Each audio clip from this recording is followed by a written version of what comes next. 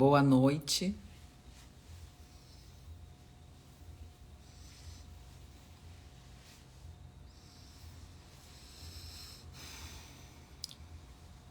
Então, vou esperar o pessoal entrar. Tá bom assim, Cris? Vou esperar o pessoal entrar. Vou fazer uma live que é uma live super pedida. Uma live sobre glúten, né? Que é um assunto... Então, deixei alguns artigos aqui abertos para que a gente desmistifique e principalmente que a gente informe as pessoas sobre o glúten, sobre os malefícios do glúten. Essa live vai ficar salva para quem quiser saber mais, para quem quiser consultar depois.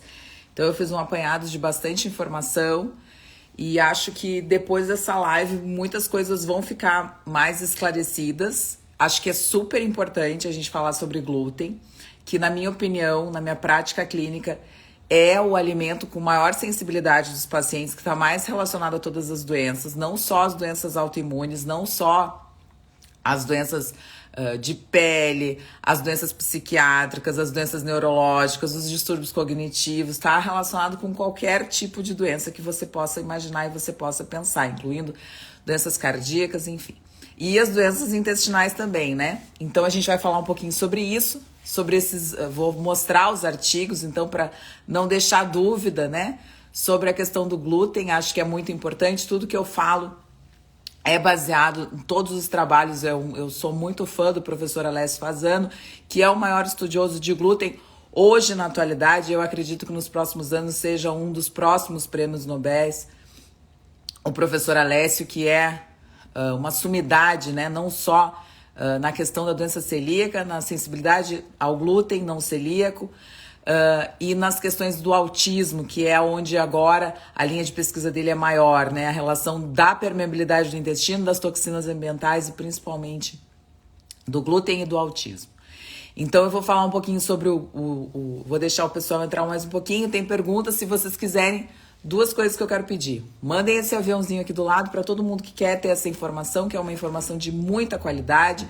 Eu vou trazer só a informação mais nova, que tem de melhor na literatura e principalmente coisas que a maioria dos médicos, eu vou dizer que 99,9% dos médicos não dizem, e que eu vou falar sobre o glúten porque eu acho muito importante que a gente fale e que as pessoas entendam o papel do glúten nos mecanismos não só das doenças, mas principalmente na perpetuação e no surgimento de outras doenças.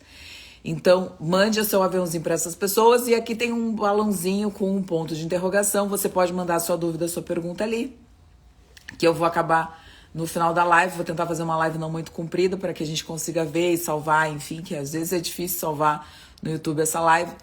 Mas, olha só, né, Silvani? Então, a gente vai falar também sobre isso. Tá bem? Eu vou mostrar um artigo sobre esquizofrenia, que foi um dos prêmios Nobel também, né? Então, esquizofrenia e glúten, né?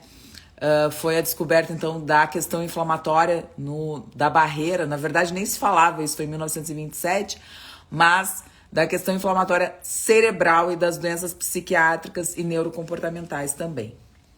Boa noite, olha só, um monte de gente, um monte de paciente, Andréia, Ana Paula... Já vi mais gente aqui. Suzete, olha só. O Celso, que é o meu colega. A Nancy, que é uma amada, uma médica muito querida. Vamos ver aqui. A Rita, ó. O pessoal pode mandar um oi.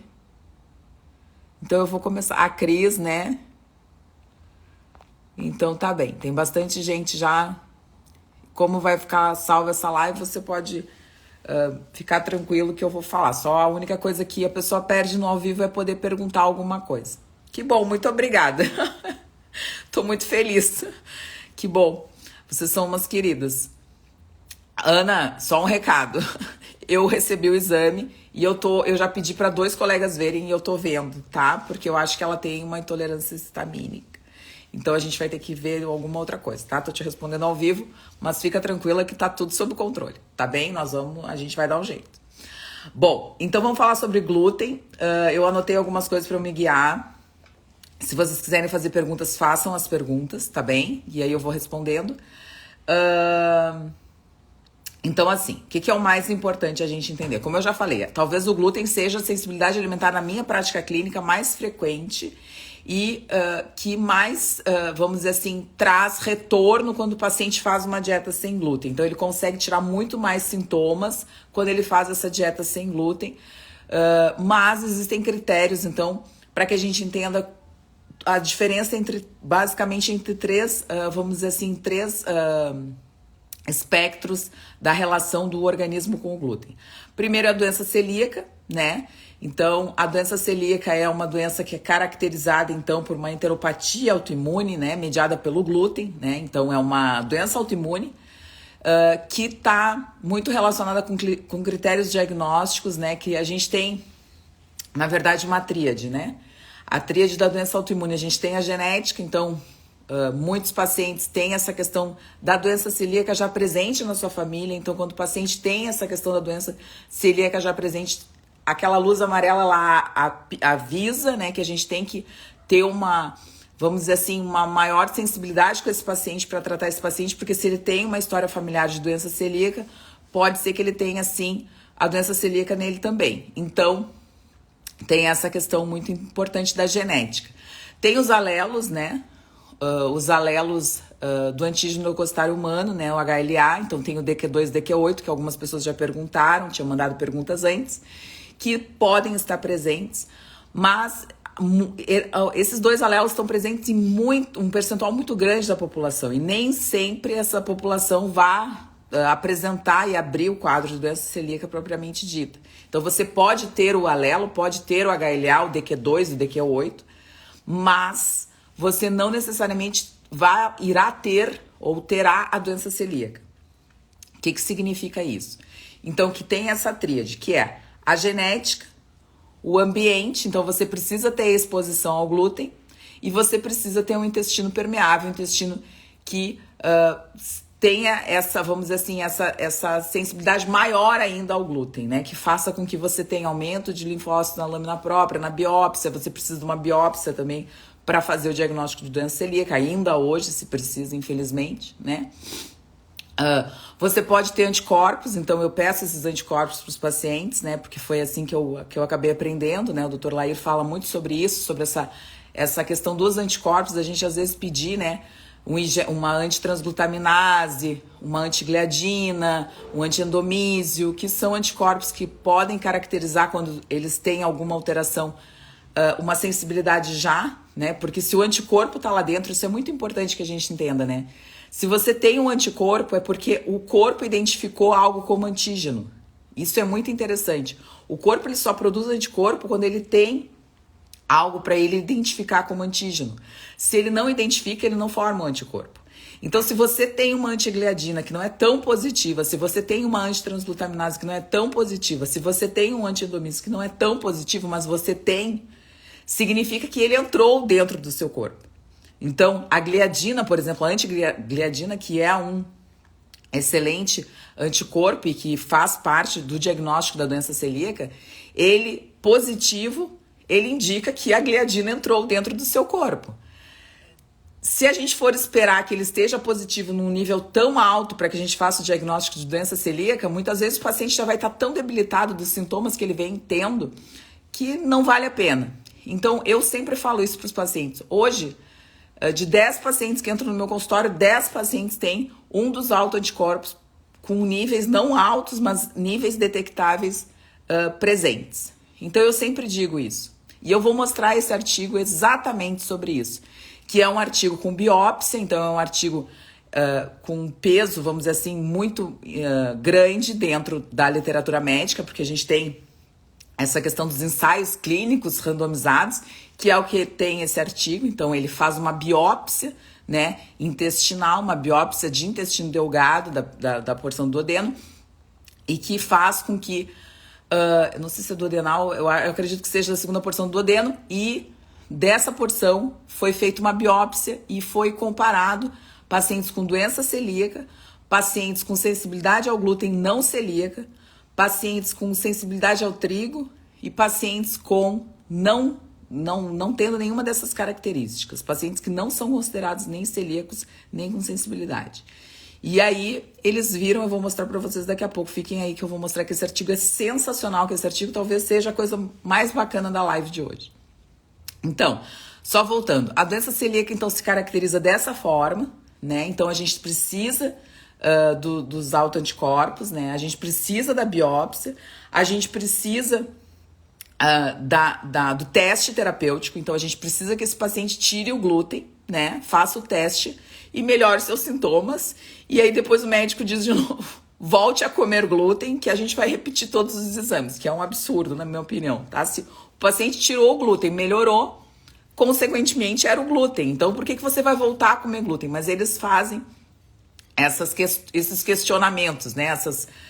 Essas provas terapêuticas parece que não valem de nada, mas na verdade, se você retirou o glúten e os seus sintomas melhoraram, consequentemente era o glúten, você não precisa voltar a comer glúten para ter esse diagnóstico. Mas a literatura médica traz tudo isso, né?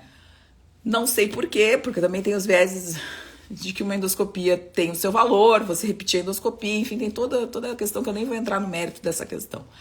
Mas eu acho importante que a gente entenda que a gente precisa de tudo isso. A gente precisa dos autoanticorpos, a gente precisa do DQ2 e DQ8, a gente precisa da biópsia para ter, e também da prova terapêutica com a dieta para ter o diagnóstico de doença celíaca.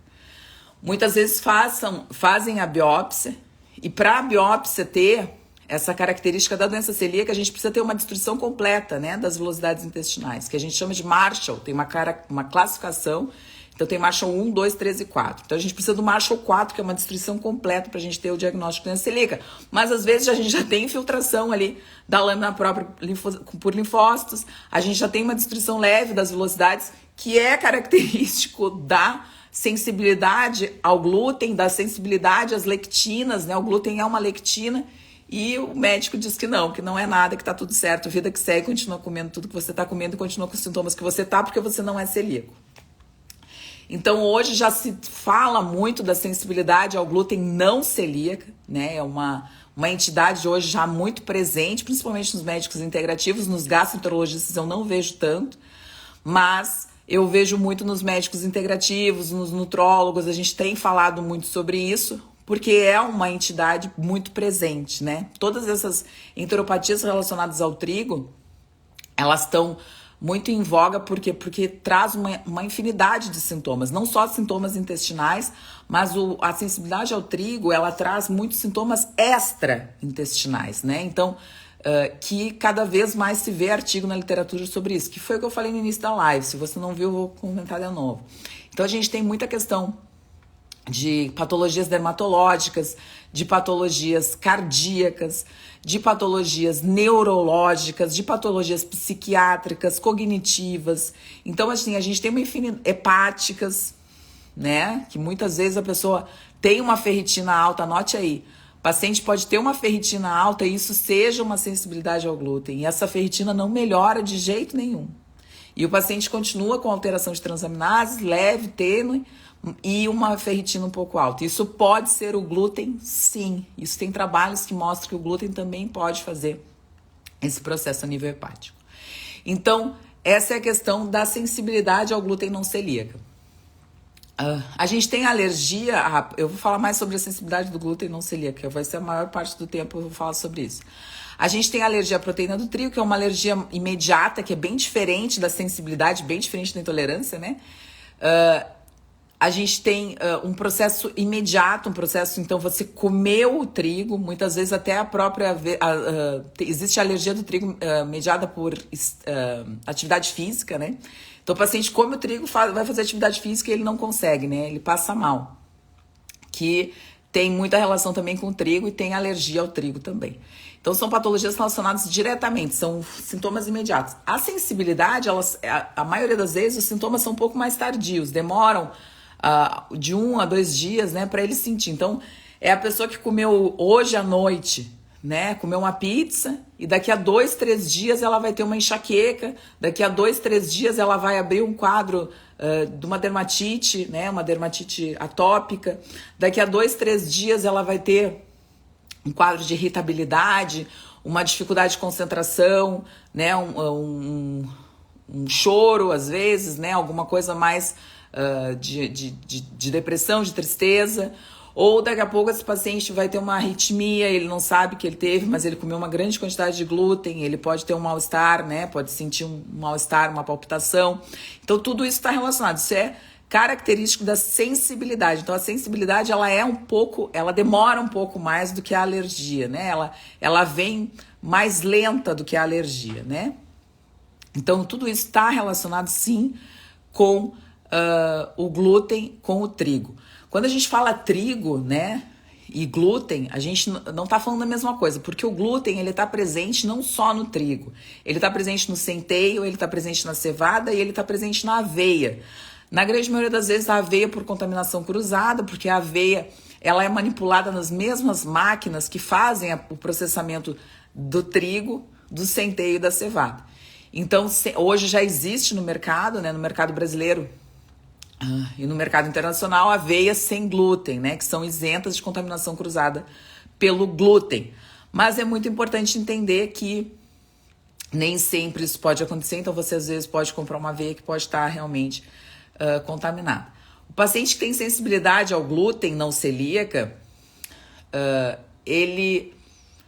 pequenas quantidades de glúten já fazem muita diferença para esses pacientes. A mesma coisa da doença celíaca. Quando você retira o glúten da dieta, um gluten free, vou falar uma curiosidade. Nos Estados Unidos hoje, mais de 20% da população já faz uma dieta sem glúten.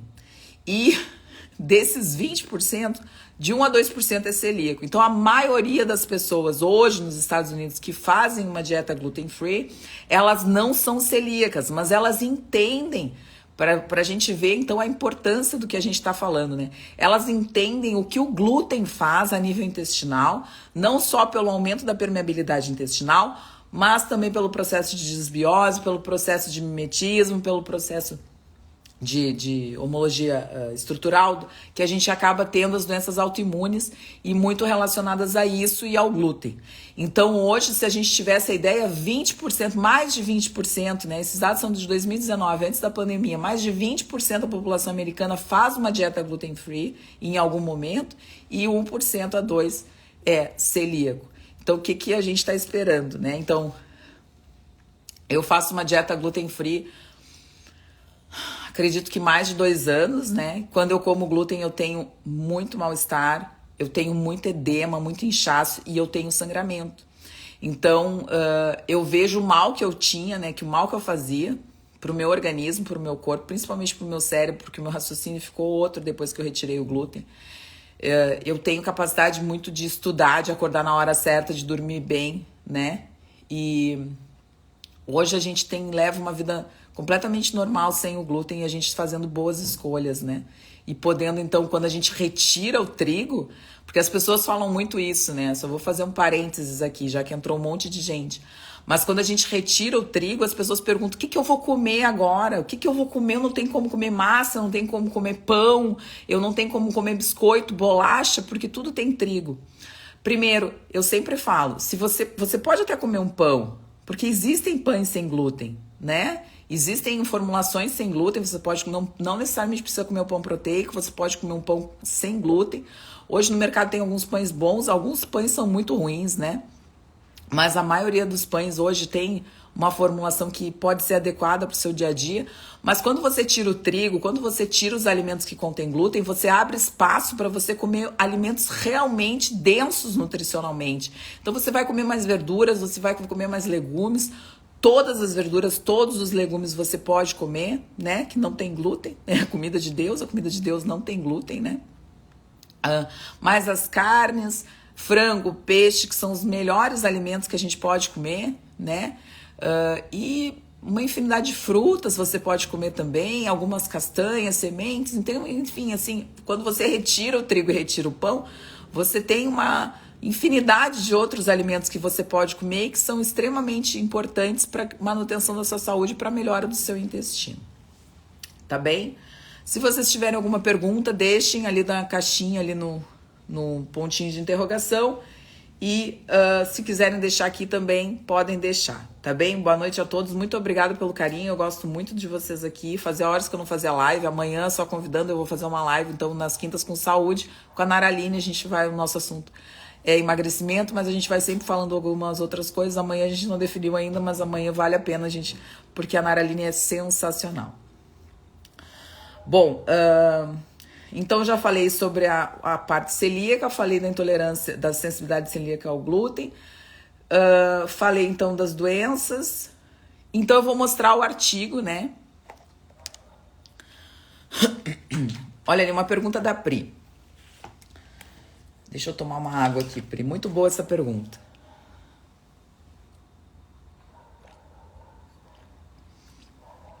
Muito bem. Buenas. A Pri perguntou assim: a minha dúvida é, o pão gluten free eu compro, mas na composição tem sempre farinha de arroz ou farinha de tapioca. Qual é menos pior? Pior pra quem? Né, Pri? Porque assim, ó, uma coisa é um paciente que precisa fazer uma restrição de carboidrato, porque ele está tratando um diabetes, uma síndrome metabólica, uma resistência insulínica, enfim, tá? Que tem um público que é assim. Outra coisa é o paciente que está tentando retirar o glúten porque ele tem uma doença autoimune e ele é magro, tá?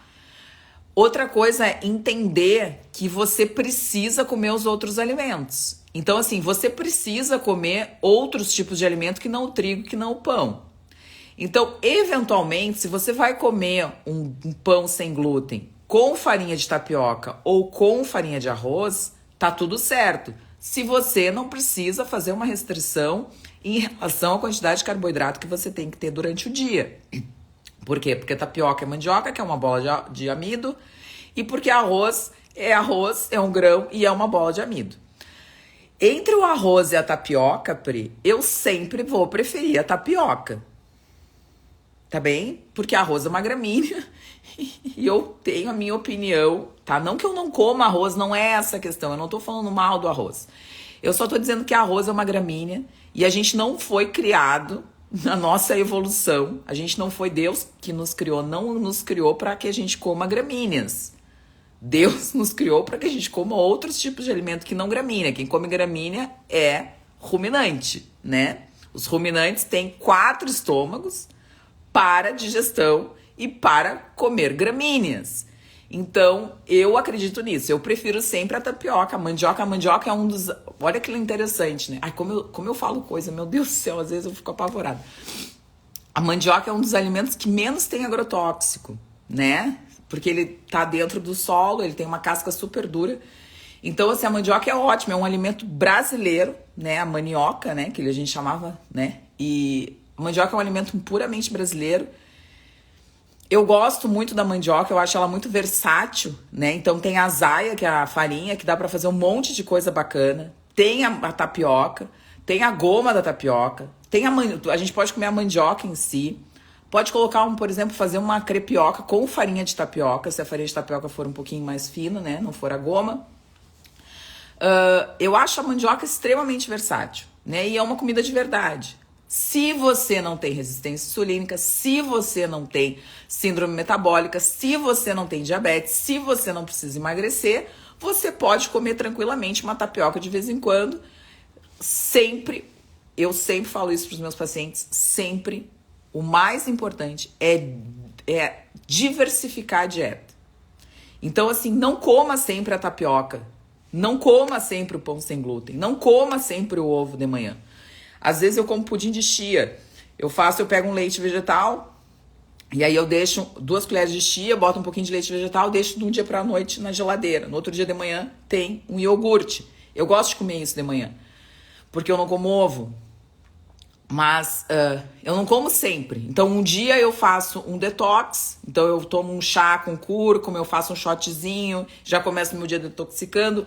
Outro dia eu como o meu pudim de chia, outro dia eu como uma fatia de pão sem glúten. Tapioca eu não tô comendo muito, mas eu gosto, eu acho uma boa opção, né? Mas uma crepioca, se fosse o caso, se eu comesse ovo, eu acho super válido. No outro dia tu faz jejum de novo. No dia que eu vou treinar mais forte, talvez eu coma uma fruta com mel, né? Mel não é o fim dos tempos. Se você tem controle, se você não é compulsivo, Se você consegue comer mel de uma forma adequada. Se você... Então, todas essas coisas são importantes. Se você não tem síndrome metabólica, se você não precisa emagrecer, o mel é uma boa opção também. Então, essas coisas que as pessoas têm que entender. A melhor forma de otimizar a sua saúde é comer de tudo com tranquilidade, com organização, com harmonia, sem a loucura de comer sempre a mesma coisa, porque a rotina também cansa, né? Então o seu corpo vai se acostumar sempre com aquilo ali. Eu não como ovo porque eu sou alérgica. Minha pele tá bem melhor, é que assim, tem gente que me conhece há muito tempo, né? E assim, eu sempre tive acne, sempre, desde pequena, desde sempre. E o que aconteceu? Eu não sabia, porque eu comia ovo desde sempre. Eu adorava ovo, eu adoro ovo, eu acho ovo super gostoso. E teve uma época que eu tava comendo muito ovo. E assim, eu tava tomada de espinha. Exato, desde que seja comida de verdade. Tudo que a gente falou é comida de verdade. Isso é muito importante. Tudo que eu falei, a chia, o leite vegetal, não é o fim dos tempos tomar um leite vegetal. Hoje leite vegetal nem é leite vegetal, né? É um pouquinho de leite de coco com um monte de água diluída. É um pouquinho de leite de amêndoas com um monte de água diluída. Aquela tal da castanha que o pessoal tá tomando, assim, eu fui olhar, eu acho meio fim dos tempos, porque tem umas que tem lectina, lectina de soja, tem umas que tem maltodextrina, tem umas que tem polidextrose. O Nesfit tem também, tem um Nesfit que parece melhor, que é o de aveia com cacau. Olha, eu dando várias dicas, né? Porque ontem eu fui no super pra olhar leite vegetal, não me animei de comprar nenhum. Mas essas coisas que eu falo, né? Então, só voltando, Cláudia. Então foi isso. E aí eu fiz o teste, vi que eu era alérgica, né? À gema do ovo, a gema é clara. E aí eu parei de comer ovo. Né? Só que ovo tem intoxicação por tudo, a gente tem contaminação por tudo, né? Então volta e meia eu tô com alguma coisa e eu sei que é do ovo. Mas eu parei de comer algumas outras coisas que também vieram no teste, tipo amendoim, veio, castanha do caju, acredite se quiser. Que mais que eu parei? Tomate, né? Parei de comer. Acho que só. Essas coisas que eu parei de comer. E a minha pele limpou. Eu tô com a pele limpa, não tenho nada. Eu vivia com espinha aqui, com espinha no rosto, sabe? Sempre com a pele podre. E aí agora eu tô bem melhor. E aí quando eu melhorei o intestino, eu parei o café. E aí a minha pele limpou de vez. Porque eu só parei o café quando meu intestino tava limpo. Porque eu ficava com medo de ter rebote. Ai, tudo isso eu contando. Tá, vamos lá, vamos voltar no glúten. Sim. Acne é intolerância alimentar. Ponto, acabou. E o glúten seria a primeira coisa que eu tiraria. Tá? Roacutan não adianta, Roacutan é uma bomba pro fígado. Roacutan é assim, ó, você quer intoxicar a pessoa, dá Roacutan pra ela. Eu tomei Roacutan quando eu tava com a acne. Acho que faz uns 2 anos, 3 anos que eu tomei Roacutan. Porque eu tava desesperada, não sabia mais o que fazer. E tomei Roacutan. E assim, ó, Nancy, foi um horror. Um horror. Não melhorou quase nada. Eu tive um rebote com o Roacutan, porque eu intoxiquei meu fígado. Meu fígado é meu órgão de choque. Órgão de choque. E eu fiquei pior do que eu tava. Não, tudo certo, tudo certo. Eu não sou radical pra nada. Eu acho que se ele quer tomar, tá tudo certo, porque tem autoestima. A adolescência é uma fase muito difícil, né? Então, tá bem. Vamos voltar. Então, vou mostrar o artigo que eu queria mostrar, que eu acho que isso é o mais importante da live, tá? Que é um artigo do meu amado Dr. Alessio Fasano. Eu vou mostrar, vou tirar daqui. Peraí. Só um pouquinho. Como é que eu tiro? Peraí. Gente, é que eu tô toda enjambrada aqui. Peraí. Deixa eu ver aqui. Aqui. Pronto. Vamos ver se vai. Vai, foi já. Bom. Então aqui, ó. Vocês estão vendo? Digam sim, por favor. Vou esperar.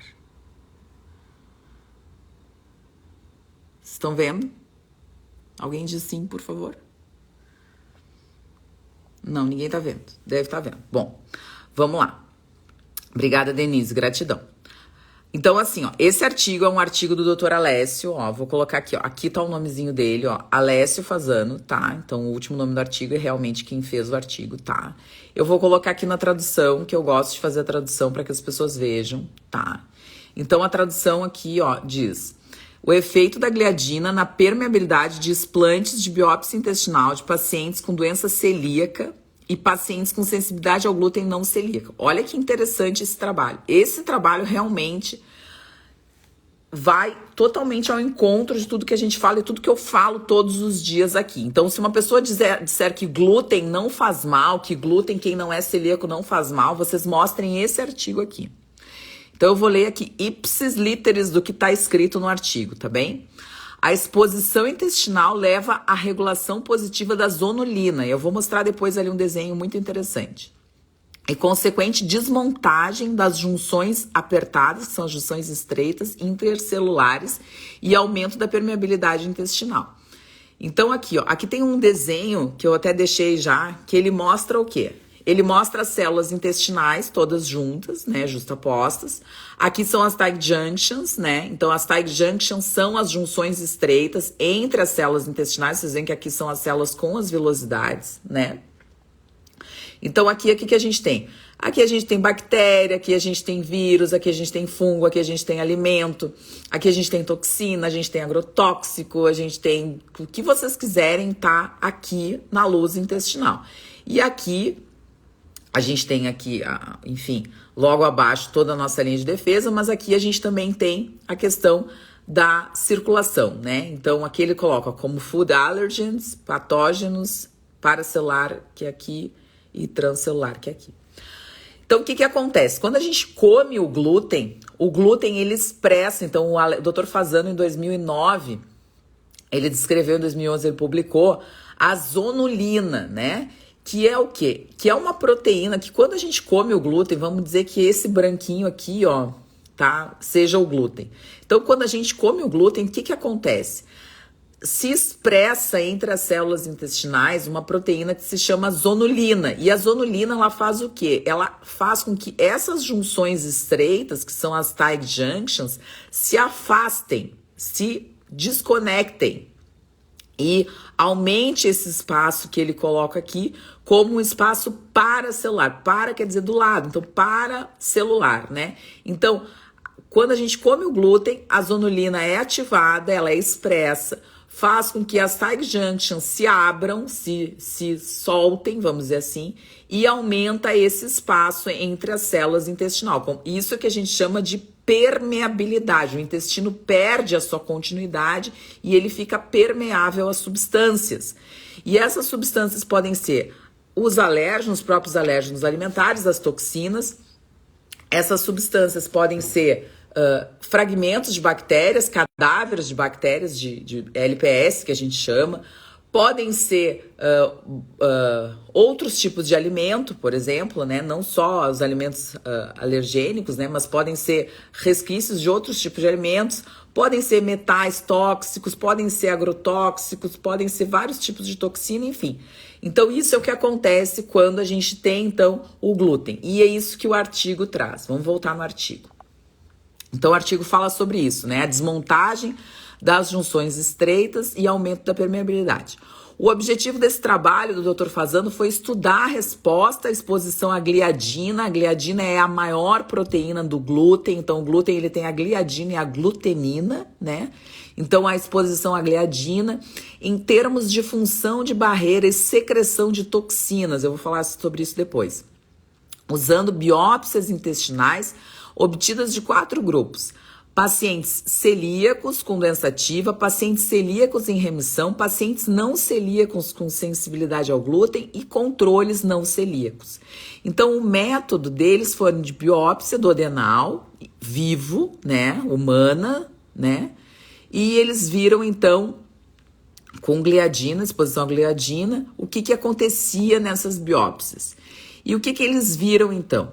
Que anotem isso aí, isso é a parte mais importante. Em todos os grupos, todos os grupos, pacientes celíacos com doença ativa, pacientes celíacos em remissão, pacientes não celíacos com sensibilidade ao glúten e controles não celíacos.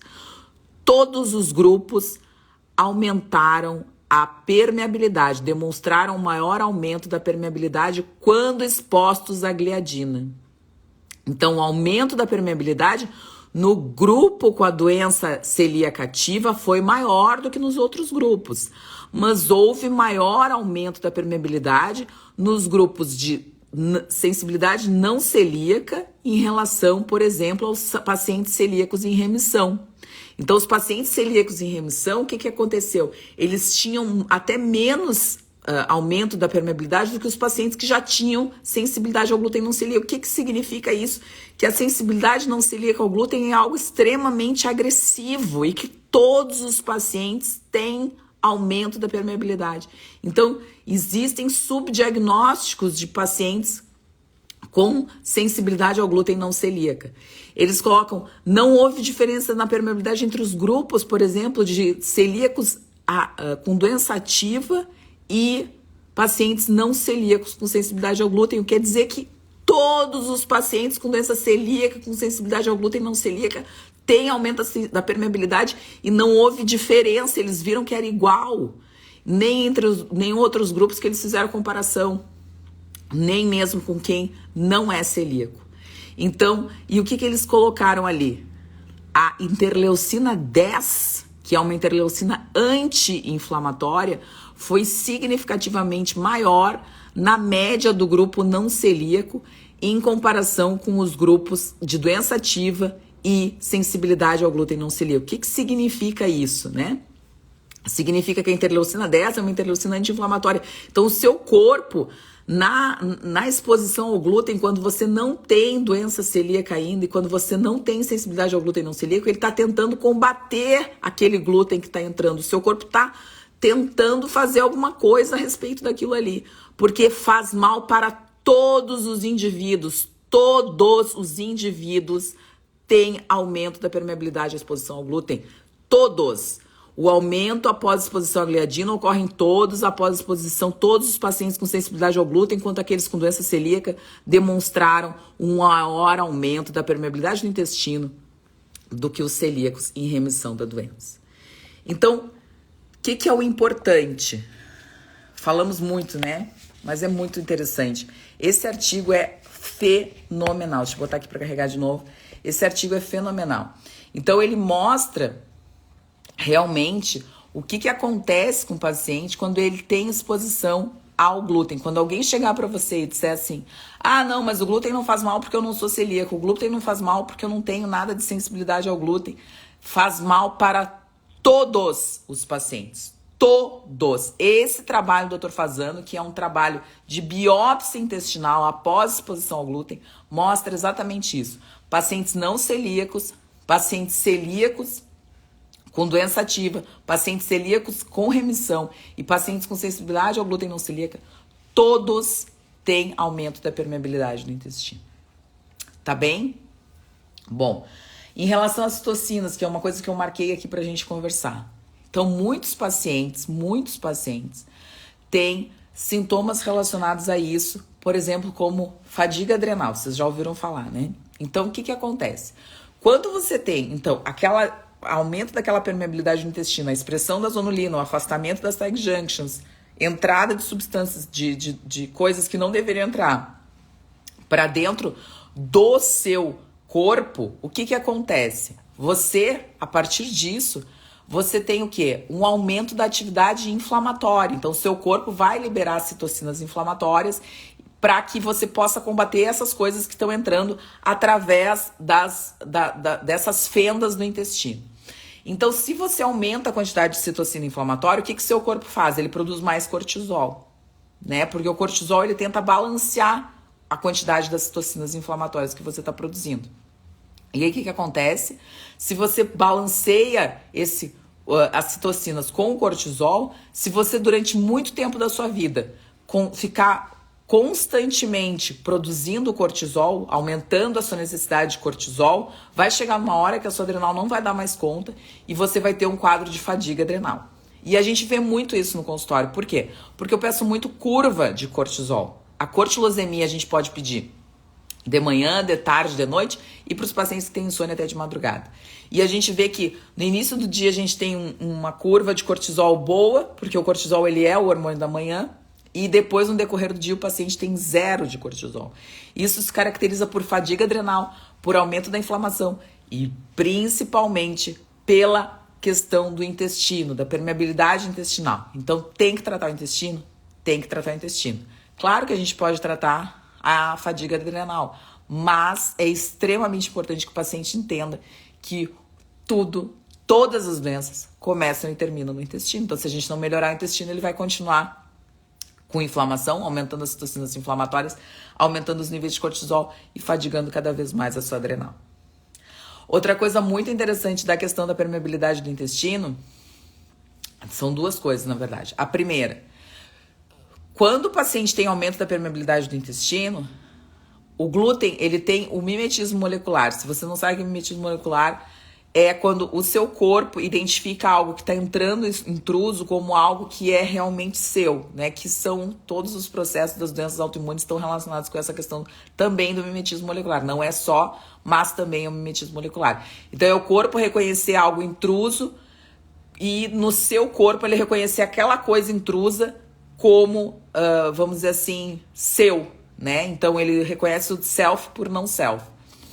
E ele acaba fazendo com que o corpo ataque, então, um órgão seu, que pode ser o início da sua doença autoimune. E a doença autoimune mais prevalente, né, é a tiroidite de Hashimoto, o hipotiroidismo por tiroidite Hashimoto. E o glúten, a gliadina, ela é muito parecida com as células da nossa tireoide também. Todo o peptídeo que a gente tem ali, né, em relação à gliadina, ele é muito parecido com as células da nossa tireoide. Então, por isso que a doença é tão frequente, por causa dessa questão do mimetismo molecular, por causa dessa questão do glúten. Então, quando a gente retira o glúten, o que acontece? Anote aí. Você retira o glúten e, consequentemente, começam a diminuir os seus anticorpos contra a tireoide. Então, uma das primeiras coisas que a gente tem que fazer é retirar o glúten, fazer uma dieta gluten-free para quem tem aumento dos anticorpos contra a tireoide. Então, antitireoglobulina, eles estão aumentados, a gente tem que retirar o glúten para que baixe. Ó, já falei várias dicas para retirar o glúten, né? Para que a gente consiga melhorar. A primeira foi da ferritina, agora eu tô falando dos anticorpos contra a tireoide. Então a gente faz isso, fala pro paciente fazer isso, porque é muito importante para que a gente consiga diminuir essa atividade do sistema imunológico e, consequentemente, diminuir os anticorpos contra a tireoide. Uma outra coisa que eu anotei aqui são sintomas gastrointestinais frequentes. Então, aquele paciente que está sempre com constipação ou diarreia, sempre alternando, ele tá reconectando, pronto. Ele não tem aquela frequência normal, né? Sim, Valéria, eu falei, volta lá no início da live, eu falei sobre isso. Ferritina alta pode ser glúten, sim. Então, quando a gente tem essa questão muito bem vista, de que muitos pacientes têm essa alternância, né, entre constipação e diarreia, isso é glúten também. Então, se você não tem o seu hábito intestinal sempre formadinho, o cocôzinho sempre formadinho, bonitinho, né, uma vez por dia, tudo direitinho, sem gases, tal, no mesmo horário, o uísque sachê, aquela coisa maravilhosa, e isso pode ser o glúten também. Então, você retira o glúten e começa a observar, né, o intestino demora um tempinho a mais para poder melhorar e para poder ter um padrão mais uniforme. O que mais? Eu ia falar do eixo intestino-cérebro, já tá enorme a live, né? Eu vou mostrar só um artigo aqui. Posso mostrar outro artigo? Vocês gostaram? Deixa eu ver aqui, que eu abri aqui no ResearchGate. Gostaram do artigo? Deixa eu ver aqui. Doença celíaca desencadeia endometriose. Na verdade, a endometriose ela tem relação com glúten também, né? Por causa da inflamação. A endometriose é uma doença muito inflamatória, né? Mas a doença endometriose, olha aqui, ó. A doença celíaca desencadeia endometriose. A endometriose, na verdade, é uma doença extremamente inflamatória, só que ela tem o caráter dos que nem eu digo, do meu quadrado mágico, né? Que é o meu método de tratamento. O quadrado mágico das doenças autoimunes anote aí, olha só, essa live tá cheia de coisa boa. Desbiose, então a gente tem um desequilíbrio entre as bactérias boas e as bactérias ruins, e isso provoca, tendo mais LPS, se você tiver aumento da permeabilidade, você tá com o seu sistema imunológico completamente desorganizado, porque você vai ter mais aumento de bactéria ruim, elas vão morrer mais e elas vão infiltrar mais o seu sistema imunológico, elas vão provocar mais autoimunidade. Então, desbiose, aumento da permeabilidade do intestino, então por N mecanismos, principalmente pelas prolinas e pelo glúten, né, que estão nas lectinas, por isso que os grãos são tão importantes na doença autoimune, não se come grão quem tem doença autoimune. Terceira, toxinas do ambiente. Todas as toxinas ambientais estão aumentadas nos pacientes com doença autoimune, então a endometriose também não ficaria fora. Parasitas, metais pesados, agrotóxicos, todos esses estão diretamente relacionados. Então você precisa fazer uma detoxificação, que é uma das últimas coisas que eu acabo fazendo, porque primeiro tem que tirar a alimentação, tem que melhorar a qualidade do sono, tem que melhorar o estresse, a gente tem que equilibrar o paciente para que depois, com todos os sistemas equilibrados, a gente consiga tirar tudo isso que está aumentando, poluindo aquela água do aquário, que nem eu digo, né? Então, primeiro você precisa equilibrar o microbioma do seu aquário para que depois você consiga tirar todas aquelas substâncias tóxicas que estão fazendo. Então, uma boa desparasitação, uma boa desintoxicação faz parte do tratamento da doença autoimune. E na doença autoimune, no quadrado mágico, a gente tem os traumas, né? Então, todos os pacientes com doença autoimune têm traumas maiores ou traumas menores. Eu falo isso para os meus pacientes. Traumas maiores são traumas maiores, né? E traumas menores são estresse cotidiano. Então, pacientes que são workaholics, que trabalham muito, que têm muitos estresses, são traumas menores, que constantemente vão enchendo o copo e uma hora transborda e acaba tendo a doença autoimune. Todo paciente com doença autoimune tem um trauma. Let me see. Aqui, ó. Olha que interessante. Quando como alimentos com glúten, me dá azia instantaneamente. Você não consegue digerir, ninguém digere, nenhum mamífero digere gliadina. Mas já fiz exame. Querida, o exame não importa. O que importa é a sintomatologia. Se você tira o glúten e você não sente azia, não coma o glúten. Não existe tratamento para doença celíaca, para sensibilidade não celíaca ao glúten com remédio, não existe. Eles tentam há anos produzir moléculas que possam quebrar e destruir o glúten. E eles não conseguem. Eles não conseguem fazer uma protease que quebre a gliadina total. A maior quantidade foi um trabalho que eu estava lendo até outro dia, faz umas semanas aí, que eles conseguiram 86%, mas 14% fica. Então 14% é a mesma coisa. Eu vou comer um pão de fermentação natural. Eu sempre digo, esse pão serve para paciente celíaco? Não, porque faz resquício de glúten. Então não serve para você. Coloque isso na sua cabeça, glúten não serve para ninguém, glúten não deveria existir, glúten é o maior mal da sociedade, glúten é o alimento que mais provoca sensibilidade, que mais provoca sintoma, que mais provoca doença, que mais mata as pessoas. Parem de achar que o glúten faz bem. Acabei de mostrar o artigo, glúten faz mal para todo mundo. Uma coisa é, eventualmente, comer uma vez, lá saiu no ano, uma pequena quantidade. As pessoas querem comer todos os dias, acabou de botar ali, sinto azia, me dá azia, não coma.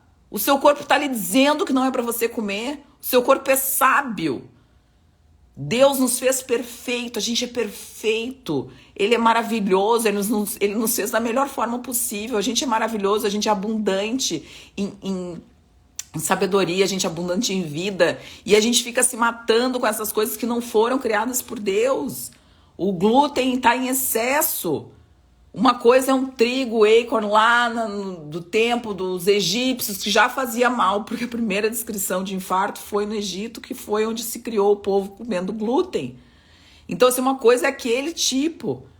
Outra coisa é você comendo pão que está entupido de glúten, porque glúten dá elasticidade, glúten melhora a massa, glúten melhora a rentabilidade de quem está vendendo. Pelo amor de Deus, parem com isso, parem. Sabe? Chega, o glúten não dá. Vocês viram, eles fizeram teste nas pessoas. Dr. Alessio é o maior especialista do mundo, não sou eu que estou dizendo. Eu não sou ninguém, eu sou nada perto do Dr. Alessio.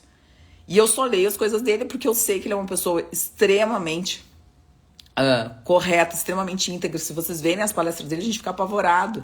E ele só está estudando autismo. Por quê? Porque autismo é uma pandemia. As pessoas são preocupadas com Covid. Pessoal, autismo é uma pandemia. E criança autista está comendo glúten. Eu acho um absurdo uma criança autista comer glúten. Eu acho um absurdo numa cantina de uma escola ainda existir alimentos com glúten. Criança não deveria comer glúten, criança deveria comer fruta, comer verdura, comer carne, comer ovo.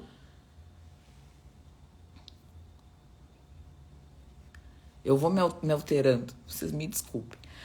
Bom, aí eu vou responder a última pergunta e vou me embora, tá? Ó, como o glúten influencia quem tem DHA, DHA é ótimo, hoje eu atendi, fiquei com DHA na cabeça. TDAH, transtorno de déficit de atenção e hiperatividade. Vou mostrar o artigo, tá? Vamos botar aqui. Então, assim, eu peguei esse artigo, deixa eu tirar de novo aqui. Ai, que eu me confundo, peraí. Então, assim, peguei esse artigo aqui, ó, que é um artigo que eu botei já em português, tá? Eu já tinha colocado, que eu já tinha deixado aqui. Então, ele é aqui, ó, Celiac Disease and Schizophrenia Population, não sei o que. Tá. Aí aqui, ó, população sediada, caso controle, no estudo dinamarquês. O que eles falam nesse trabalho? Olha que interessante, né? Eles falam sobre essa questão, eu vou ler aqui o resumo, que tá mais aqui em cima. Aqui, ó. Isso aqui é do ResearchGate, eu gosto de ler, porque aí a gente só lê o abstract, se der tudo certo a gente lê o artigo. Então ele propôs um efeito hereditário interagindo como um gatilho ambiental de glúten e que precipitou esquizofrenia em alguns indivíduos. Eles fizeram caso controle e forneceu evidências epidemiológicas de suporte. Alguns ensaios clínicos e estudos de caso mostraram que uma dieta livre de cereais mostrou a remissão dos sintomas da esquizofrenia. Olha isso, o que eu tô falando. Alguns ensaios mostraram que a dieta livre de cereais, que eu tô falando exatamente isso. O fator genético mais importante no encontrado foi no estudo da doença celíaca. Aí ele fala do locus, né? Parte genética, né, que tem sido implicado com diagnóstico e identidade materna conhecida. Para cada caso, selecionamos. E aí ele fala sobre isso. Então, que eles fizeram um estudo de caso controle e que eles viram exatamente isso, né, que uma dieta livre de cereais fez com que a esquizofrenia melhorasse. Então, isso fala sobre o eixo intestino-cérebro, que é algo que eu também gosto de ler bastante, porque a gente tem muitos pacientes, não só com a sensibilidade ao glúten, mas com hipersensibilidade visceral. Então, aqueles pacientes que vivem com dor, barriga distendida, isso está muito relacionado com o eixo intestino-cérebro, com desbiose, com aumento da permeabilidade, com a questão também emocional, né? Então, a gente tem essa coisa da alexithymia, né? Que é uma coisa mais a catastrofização de algumas coisas, então o paciente vive pensando na dor. Então essas questões do eixo cérebro-intestino estão muito relacionadas. Por quê? Porque existe hoje, olhem lá no Dr. Baracate, ele postou uma coisa muito interessante hoje sobre o leak brain, né? Então que não é o leak gut, é o leak brain. Então que é o aumento da permeabilidade da barreira hematocefálica e que faz com que a gente consiga melhorar essa questão muito importante da permeabilidade também do cérebro, então da barreira hematocefálica, que faz com que aumente citocina inflamatória, neuroinflamação, sintomas comportamentais, sintomas psiquiátricos, sintomas neurológicos. Então, o que foi a pergunta da nossa querida colega, que eu não sei quem foi. Pergunta dos stories. Não foi essa aqui. Foi essa aqui. Aqui, ó. Que foi essa aqui, ó. Se o glúten influencia, sim, pelo aumento da permeabilidade não só do intestino, pelo aumento da permeabilidade da barreira hematocefálica, pelo aumento da inflamação no sistema nervoso central. Então, muitos pacientes que não passam no vestibular, que não passam em concurso público, que não conseguem se concentrar para estudar, que a cognição é péssima, que têm hiperatividade, que ficam muito agitados, o glúten tem relação direta com tudo isso. Tá bem, pessoal? Bom, fiz uma live de quase 1 hora. Óbvio que eu não vou esgotar, eu anotei um monte de coisa aqui pra falar, mas eu acho que por enquanto tá bem, tá? As outras perguntas eu posso fazer uma outra live. Espero que vocês tenham gostado. Eu sempre me esforço um monte pra fazer essa... Vitor, fica tudo tranquilo, tá? Eu sempre me esforço um monte pra fazer esse tipo de live. Eu sempre estudo bastante, leio bastante pra trazer bastante informação nova. E acho super importante que a gente consiga, pelo menos, trazer informação, conversar sobre isso e desmistificar várias coisas que muitas vezes as pessoas têm essa dificuldade de entendimento e que mitos, né, que a gente tem dentro da questão do glúten, e que eu espero que hoje eu tenha alguns mitos tirado esses mitos da cabeça de vocês. Tá bem? Um beijo grande, fiquem com Deus. Amanhã a live com a Nara Aline. Então, às 19 horas eu espero a todos, tá? Mandem essa live de hoje para todas as pessoas. Vou deixar salvo aqui, tá bem? Um beijo grande, fiquem com Deus. Até amanhã.